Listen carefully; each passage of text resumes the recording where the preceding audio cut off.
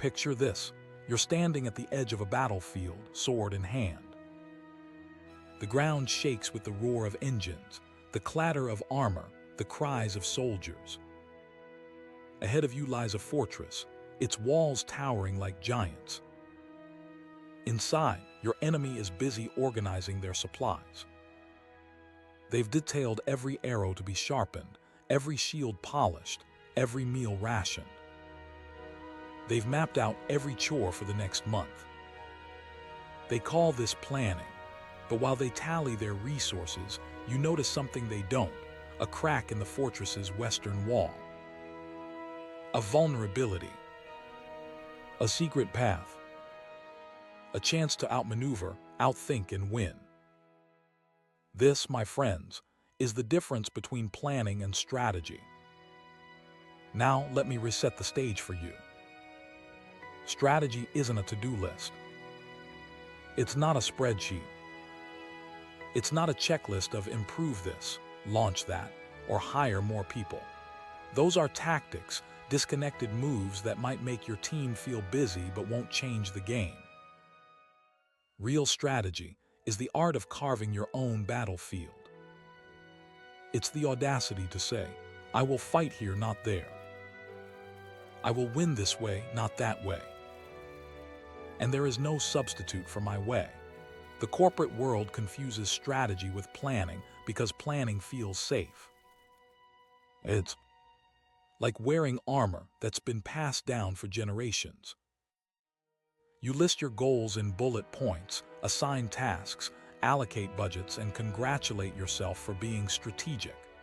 But here's the ugly truth. If your plan can be copied, if it's just a list of what we need to do, you're not leading a war. You're filling out a tax form. You're playing defense when you should be owning the offense.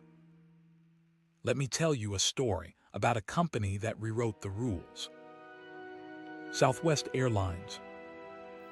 In the 1970s, the airline industry was a gilded cage. Big carriers like TWA and Pan Am ruled the skies with hub-and-spoke networks, gourmet meals, and champagne. But Southwest, they were the underdog. They didn't want to be a champ in that cage. They built a new arena. They said, we won't compete with them on luxury. We'll compete on speed, simplicity, and price. They chose a playing field where they could dominate: short-haul routes, direct flights, no frills. They bet that customers would trade a free meal for a faster flight and a lower fare. They designed their entire existence around this how-to-win theory. Fly only 737s for faster turnarounds, skip the meals to slash costs, sell directly to customers to slash more costs.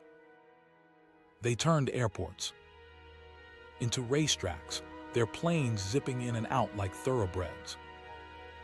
And they didn't just survive. They exploded into the largest domestic carrier by passenger traffic. Why? Because they didn't plan. They strategized.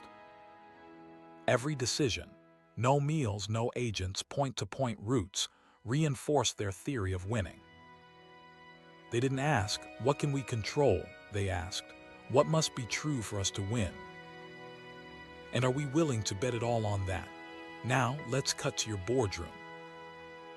If you're like most executives, you're drowning in plans. Your team has 20 initiatives. Talent development, customer experience, digital transformation. But here's the catch. None of them add up to victory. They're like 20 soldiers, each charging in different directions, brave but doomed. A strategy isn't a list of things to do. It's a compass. 2 questions pointed north. Where will I fight? How will I win? Imagine your strategy as a lighthouse. Its beam cuts through fog, directing ships to safe harbor. The light is your where to play, your chosen battlefield. The beam's focus is your how to win, the edge you'll sharpen until it outshines the competition. Without that beam, you're just shouting into the void.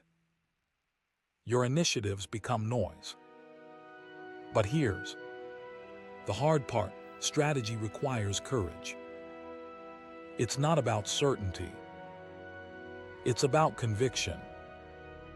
You can't prove in advance that your how to win will work. You can't guarantee customers will choose you over rivals. But here's what you can do. You can craft a hypothesis. You can make a bet. You can say, I believe that if we simplify our offerings, cut costs to the bone, and serve a specific customer in a way no one else can, we can own this market. And then you act like it's true. Yes, this is terrifying. Strategy lives in the space between a battlefield and a war room. It requires you to say, I don't know if this will work, but I do know that planning for safety will guarantee failure. Planning is the comfort food of business. It's predictable. It's controllable. It's all about the things you can see and track. Strategy, that's about the things you can't control: customers' choices, competitors' moves, market shifts. It's a leap. But that's where the magic happens. So how do you escape the planning trap? Let's break the alchemy of strategy into 3 truths. You can't just say, we want to win. You have to declare, here's how we will win. For Southwest, it was lower costs, shorter routes, faster service. For Apple, it was create obsession-worthy products, sell through our own stores, and own the customer experience. Your theory must have a because and a therefore. We will dominate this niche because our customers value X more than Y. Therefore, we will double down on X and ignore Y. This isn't a slogan, it's a blueprint. A great strategy isn't carved in stone. It's more like a ship adjusting sails. You start with a hypothesis, then test it against reality. Southwest's founders didn't get everything right on day one. They tweaked, refined, and sometimes slashed entire initiatives. The key is to build feedback loops. Ask, what assumptions are we betting on? What if those assumptions are wrong? When the market shifts, your strategy must shift too. Rigidity is the enemy of evolution. Great strategies fit on a single page. Not because they're simple, they are simple. They're ruthless about what matters. Think of Netflix's fix one thing at a time strategy, or Amazon's relentless focus on customer obsession. Complexity is the sugarcoating on the poison of confusion. When you add too many and alsos, you dilute your edge. Your strategy should be a sword, not a Swiss Army knife. Now, here's the secret: the planning crowd never admits. Strategic bets are terrifying. When you position yourself to win, you're also positioning yourself to lose. But here's what they don't tell you: 99% of failures don't actually kill companies. What kills companies is not adapting fast enough, clinging to comfort, and mistaking activity for progress. I want you to think like a general. When you march into battle, you can't control the weather, the terrain, or the enemy's moves. But you can control your position. You can choose your ground.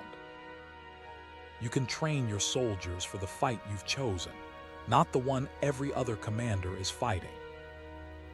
That's strategy. That's command. So here's how to turn your next strategic plan into a real strategy. 1. Define your battlefield.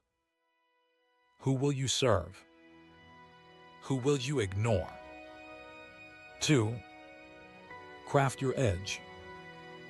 What will make you uniquely, unmistakably better in your chosen arena? 3. Strip it down. If it doesn't serve your battlefield or your edge, cut it, even if it's popular or profitable. 4. Test your assumptions. What's your must-be-true list? Are you tracking whether reality aligns? 5. Be ready to pivot. If the battlefield shifts, adapt. But don't abandon your core. Refine, don't reinvent. This is just theory. It's the difference between running a business and leading a revolution. Planning keeps you in the game. Strategy lets you rewrite the rules. Let me leave you with this. In 1971, Southwest Airlines' first flight was almost sabotaged by a mechanical failure. The plane sat on the runway for 45 minutes, letting passengers off. But Herb Kelleher, their CEO, made a bold choice. They waited for us. We'll fly them. They took off with only 12 passengers. A disaster on a planning spreadsheet. But in the strategy room, it was a masterstroke. That first flight became legend. Those passengers became ambassadors. In Southwest, as we fly, ethos became a rallying cry. Your strategy isn't a document. It's a story. A story that says, this is how we will win no matter what. Will you be the general who writes it, or the scribe who just fills in the blanks? The battlefield is waiting.